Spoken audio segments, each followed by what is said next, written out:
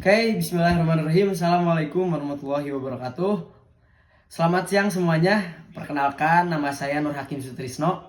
Saya berasal dari Fakultas Ekonomi dan Bisnis, Prodi Administrasi Bisnis.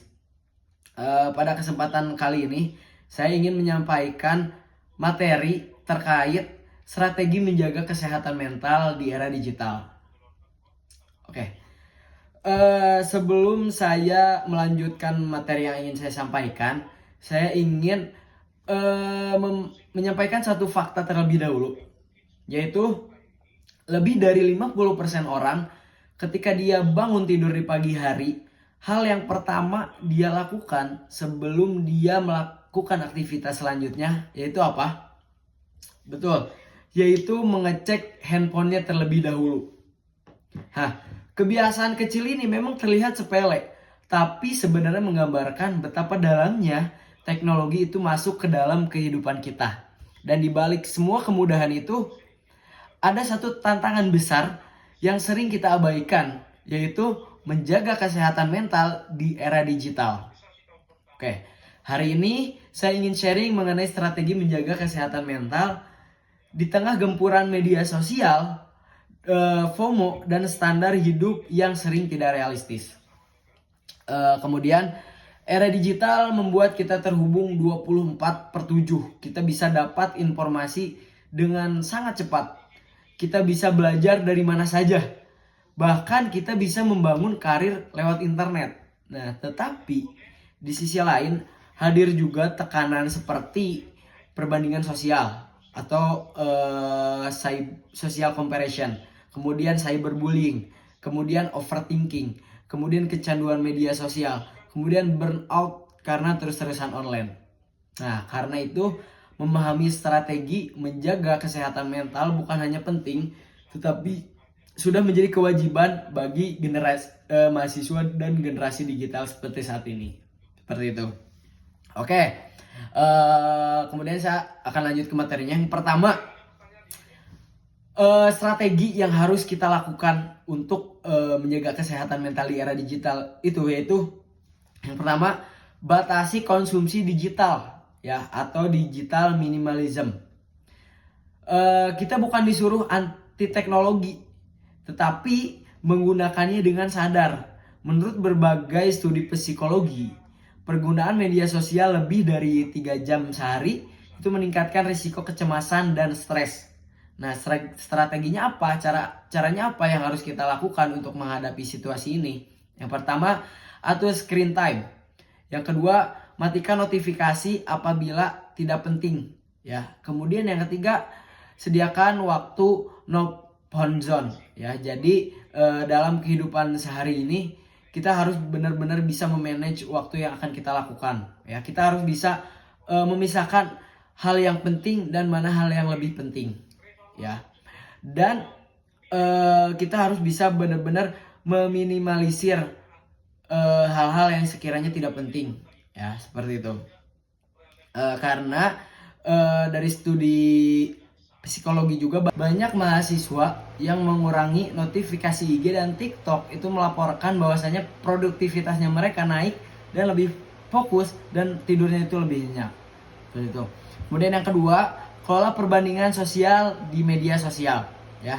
Media sosial itu tampak seperti highlight reel, ya. Semua tampak terlihat sempurna, tapi kalau kita terus membandingkan diri kita dengan orang lain itu bisa merusak self system kita sendiri. Seperti itu. Kemudian apa strategi yang harus kita siapkan? Ya, yang pertama, follow akun-akun yang berdampak positif. Seperti apa? Contoh seperti akun-akun yang memberikan edukasi tentang kesehatan seperti tutorial gym, tutorial olahraga, lari, sepak bola, futsal dan lain sebagainya. Ya, pokoknya yang berdampak positif bagi kita. Kemudian yang kedua, unfollow akun yang bikin insecure. Ya, contohnya seperti apa? Seperti akun-akun artis-artis atau influencer seperti itu. Karena ketika kita terlalu berlebihan suka kepada mereka, ketika kita fanatik kepada mereka, ya itu akan membuat kita merasa perlahan kita akan merasa dan mulai membandingkan kekurangan kita dengan mereka, seperti itu, dan itu akan membuat kita tidak percaya diri, seperti itu.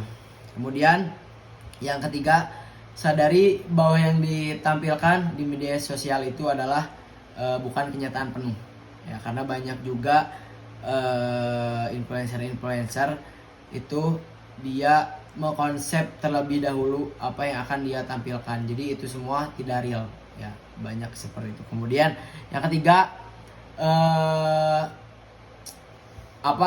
jaga batasan diri kita, ya, karena diri kita itu yang mengetahui gitu, yang mengetahui batasan diri kita itu sampai mana gitu. Jadi kita harus benar-benar bisa jaga dan batasi diri kita sendiri.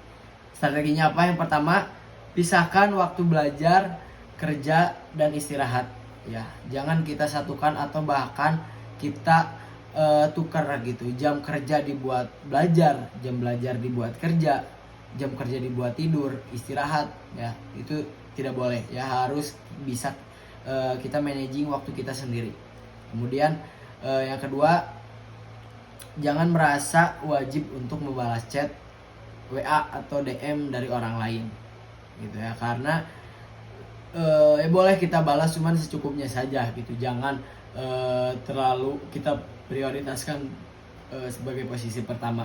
Kemudian yang ketiga, berani bilang kalau aku butuh istirahat, gitu ya, karena yang tahu batasan diri kita, yang tahu limit diri kita itu diri kita sendiri, gitu ya. Jadi jangan terlalu menjadi orang yang people pleaser gitu.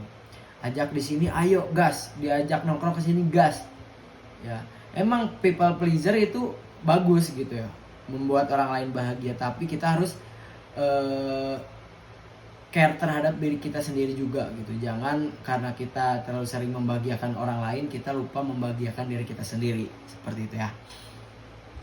Kemudian yang keempat, bangun kebiasaan sehat di dunia nyata, ya. Yang strateginya apa? Yang pertama, olahraga.